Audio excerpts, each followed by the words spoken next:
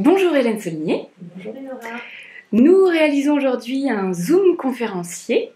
Vous êtes donc conférencière le mercredi 13 juin 2018 pour votre atelier de pré-congrès intitulé Vers une naissance heureuse qui aura lieu à Saint-Malo et qui est ouvert à tous les professionnels de santé. Alors, la première question est sur votre VACOG. Quels sont les 5 éléments qui vous mettent en confort? Alors, ce qui me met en confort au niveau visuel, c'est un endroit qui n'est pas très loin d'ici, puisque je ne suis pas rennaise, mais j'habite près de Rennes. Et donc, c'est la plage de Colette, en fait, qui est sur la côte de Saint-Malo. Et c'est une plage à la fois ni trop petite, ni trop grande, mais qui est un petit peu ouverte sur l'océan, mais protégée. Derrière moi, il y a la maison de Colette, avec toute l'histoire de cette maison de Colette. Et puis, bien sûr, je peux aller marcher, comme j'aime faire, soit vers Saint-Malo, soit vers Cancale, sur le chemin de Douanier. Voilà. Au niveau des sons, moi j'aime beaucoup le silence maintenant. J'aimais beaucoup la musique avant et maintenant j'aime beaucoup le silence. Donc j'aime bien le matin, chaque matin je prends un petit temps pour me poser. Puis j'aime entendre le silence, les bruits du silence dans mes oreilles. Et ça me pose pour bien démarrer ma journée. Donc ça c'est quelque chose que j'aime beaucoup, qui me met en confort. Voilà, au niveau du kinesthésique, il y a beaucoup de choses parce que c'est quelque chose qui est très puissant pour moi, ce ressenti kinesthésique.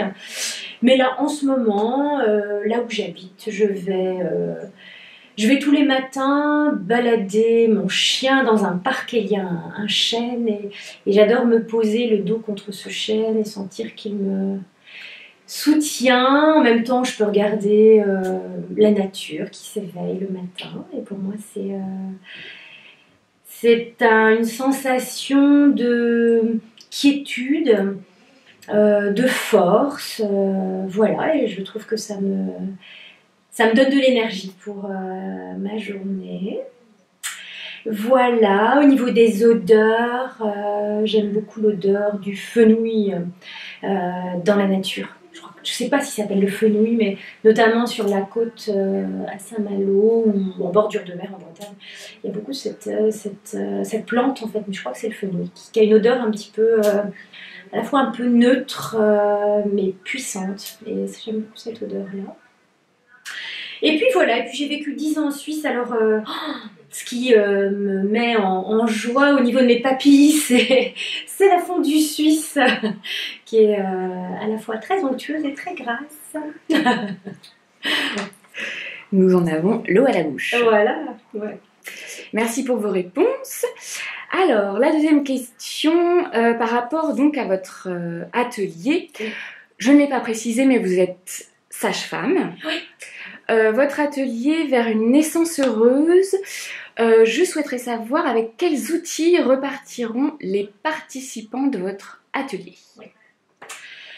Alors, je vais mettre l'accent sur plusieurs axes. C'est pas complètement arrêté, mais sur la préparation à l'accouchement. Donc des petits outils tout simples mais qui peuvent servir dès le lundi matin qui suit le congrès, sur des distorsions du temps, des techniques analgésiques, une technique en tout cas analgésique,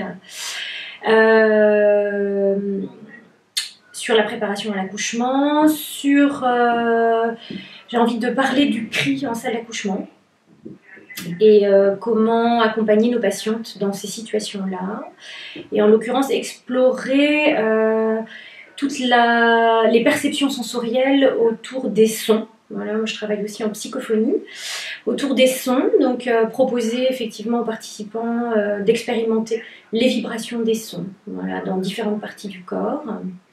Peut-être travailler un tout petit peu avec des instruments de musique aussi. Voilà. Et puis j'ai envie de présenter plusieurs cas cliniques, en tout cas 2 cas cliniques sur le deuil périnatal Et puis sur une patiente dans tout son parcours à la fois d'infertilité, de grossesse et d'après-accouchement. Voilà, avec les outils utilisés. Et puis, ce qui me tient à cœur aussi, c'est de parler de l'accueil du nouveau-né, la sensorialité du nouveau-né.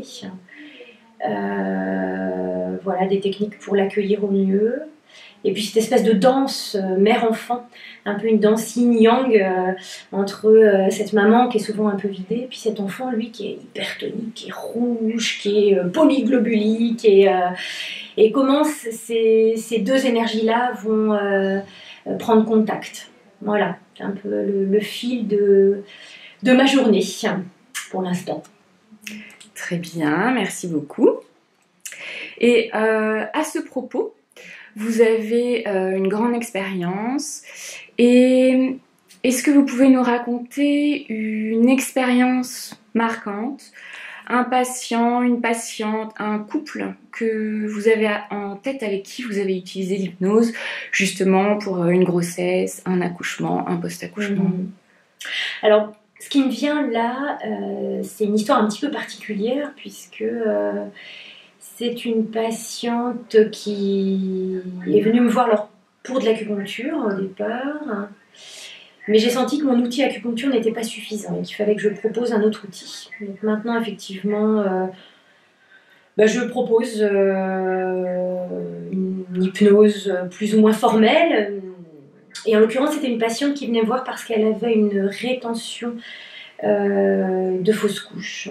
Qu'à l'hôpital, ils voulaient lui faire un curetage et qu'elle ne voulait pas. C'est une dame qui a des antécédents un petit peu lourds, qui a un handicap au niveau de la jambe. Elle a une jambe beaucoup plus courte que l'autre, elle boite, elle arrive comme ça. Et elle n'a pas envie de ce curetage. Et elle vient en acupuncture pour que je l'aide avec mes aiguilles à expulser son embryon. Et donc je mets mes aiguilles et je lui propose effectivement une transe hypnotique. Elle est d'accord. Et donc je vais lui proposer une transe hypnotique en lui demandant, donc je vais utiliser une technique de réification, en lui demandant en fait comment c'est dedans, comment sont les sensations, comment elle perçoit son utérus, où en est le fœtus, et d'accompagner cet enfant à partir, parce qu'effectivement il est décédé depuis 3 semaines. Et elle fait un travail dedans très intéressant, et elle s'en va, et elle me rappelle quelques jours plus tard pour me dire qu'effectivement elle a réussi à expulser son embryon naturellement, donc sans ce curetage qu'elle redoutait. C'est une dame qui a beaucoup d'anesthésie générale et qui les supporte de moins en moins. Donc j'ai trouvé que c'était intéressant comme expérience de proposer déjà ça, alors qu'effectivement elle ne venait pas forcément pour faire de l'hypnose, mais elle était dans un désir de soins, dans une ouverture aussi, et surtout dans éviter une hypermédicalisation. Et je trouvais que c'était chouette qu'avec ses ressources intérieures, guidées par l'hypnose, qu'elle puisse obtenir effectivement cette fausse couche. Donc là on est dans le domaine de la maternité, avec tout ce qu'on connaît nous en maternité, c'est-à-dire oui les grossesses, mais aussi les fausses couches, le deuil périnatal. Donc ça c'était une expérience marquante pour moi. Très bien, je vous remercie. Et pour finir, nous allons aborder un thème un petit peu plus léger, qui est la soirée de gala. D'accord. Qui a lieu le vendredi 15 juin, donc pour les inscrits au congrès. Et le thème de cette soirée, puisqu'elle est costumée, est perruque, coquillage et crustacés. Avez-vous une idée à ce jour de votre déguisement ? Alors c'est toujours difficile, parce que moi les choses peuvent évoluer entre maintenant et le 15 juin. Comme ça, ce qui me vient, j'ai envie d'être déguisée en princesse des sables. Voilà, donc avec de la musique orientale, du voilage, voilà. Mais bon, après c'est juste une idée, donc peut-être que ce sera tout à fait différent le jour J. Princesse des sables, très bien. Nous avons hâte de vous voir, Princesse des sables. Oui. Merci beaucoup, Hélène. Merci, Enora.